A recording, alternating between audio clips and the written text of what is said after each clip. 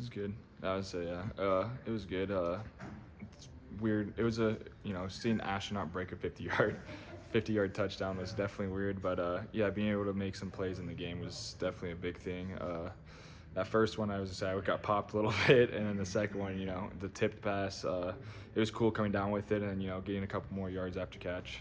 When you went back and looked at it too, like how the tipped one. I mean, is that just instincts and being in the right place, right time? Like, how do you take us through that one? Yeah, I kind of look and I see the ball in the air, and then I see I think it was number 7 gets his hand up and tips it, and then perfect time, tipped perfectly right to like my inside hip. Luckily, like I said, it was was not any lower or anything, but it tipped right to my hip, and I caught it, and then like I said, it was just hold on to the ball and make sure you get as much yards as possible, because like I said, it was already kind of a hectic play that I wasn't expecting to get tipped like that. But What from a receiving standpoint, passing game standpoint, seeing these last couple of games, how much attention teams are now giving Ashton in terms of the blocks and stuff. What are you guys trying to do? What can you do to try to help move the ball? If he's getting his yards, but like you said, maybe not getting them the same way. Yeah. For us, we're pretty big on blocking in the receiver room. We hang our head on being able to help in the run game. So those are a couple blocks that we should have had in the game that we could have done better that probably help Ashton out a little bit. But when it being said, a lot of our catches are pretty wide open due to the fact that we call it the deuce effect, because we play action and there's about 8 guys on the field that want to they need a trigger to do something for him, and it leaves us one-on-ones or wide open. I think against the Hawaii game we did a play action and I was able to cut across someone's face and have a 40-yard touchdown. It's just like Utah State, we did play action on a goal line and I was able to do a walk-in end zone basically. So it's just having him on the field, everyone, you have to have 8 guys, 7 guys basically be aware of where the ball is going when it has number 2 in their hand or Deuce has it. So he just he creates a lot of separation for us at receivers just by just doing a play action to him. What's been the key on fourth down? We have a lot of. We have Cutter has a great scheme.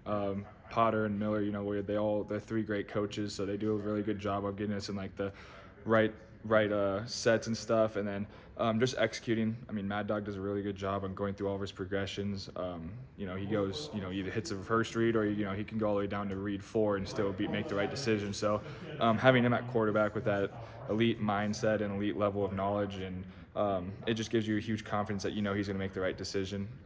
We just have to run our routes and get in the right spot, and Mad Dog is most likely going to find you, whether that you're option 1 of the play that we called or option 5, that he's still, he goes through his progressions really well, and he's a smart player. So I think it's 8 or 9 in a row you guys have converted, knock on wood. Is it obviously it's a common sense answer, but those are game-changing plays, whether down the end zone or midfield or wherever you guys, when you see, them telling you to stay on the field, on fourth down, what's just that mindset like that you guys have now? And obviously there's some pressure that comes with that, and it's been some big plays in the games. Yeah, it's definitely, it's obviously like if you don't get it, it's turnover basically, no points on the board. So having that be said, it's like, high risk, high reward. So it's just kind of like, go get your thing. This is what we train for, at practice every day.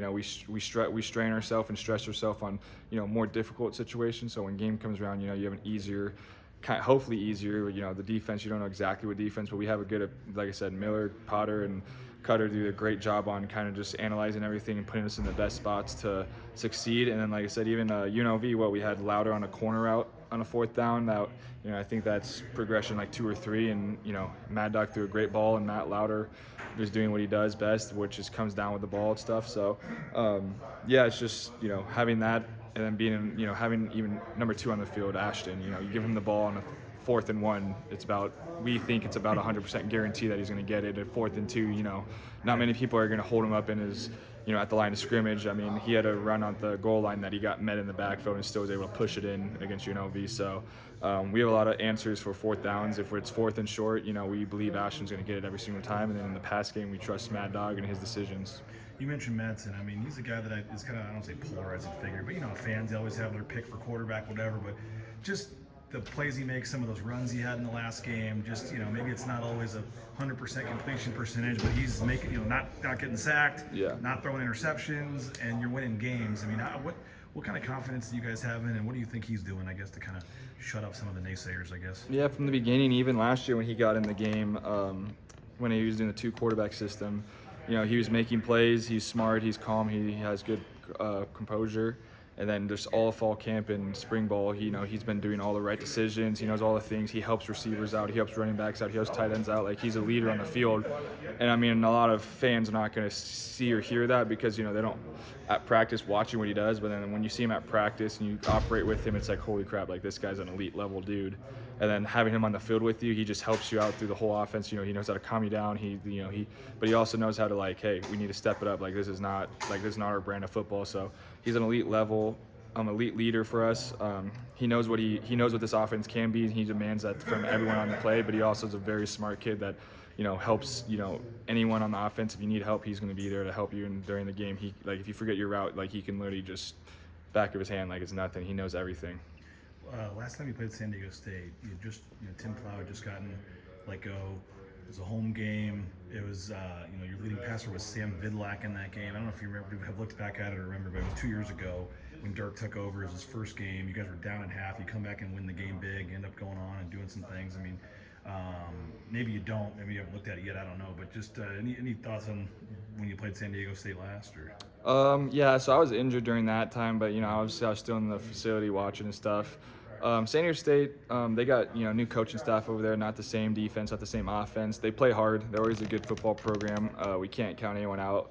They're undefeated in conference, so it's another conference opponent that we have to face. We're both undefeated, so this is still a huge game in conference. So having that being said, they play hard. They have good athletes. They have good coaches over there. So you always have to expect a fight with San Diego State because they have good athletes over there, and they have usually good schemes. And even last time, like you said, we were down at the first half, and it was a dogfight trying to get out. And then I think it was my freshman year when we went down to San Diego State, and we lost that battle because, like I said, they're a good team. They have good players, so you can't underestimate San Diego State. They always got something. They always have a little fight to them, so it's going to be a good fight on the blue. I know Ashton doesn't need motivation, but their running back kind of said some stuff after the first game. Is that getting circulated around the locker room at all, or you think Ashton's going to have a big game on Friday?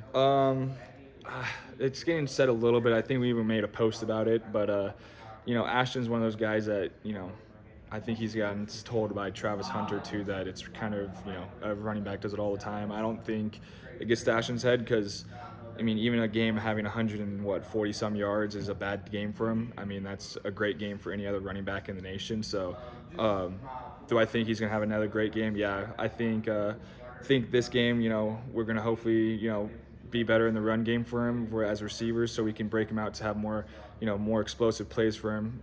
He's still a stud, so yeah, I no doubt in my mind that he's gonna have a great game again. And yeah, Perfect, man. Yeah. Thanks.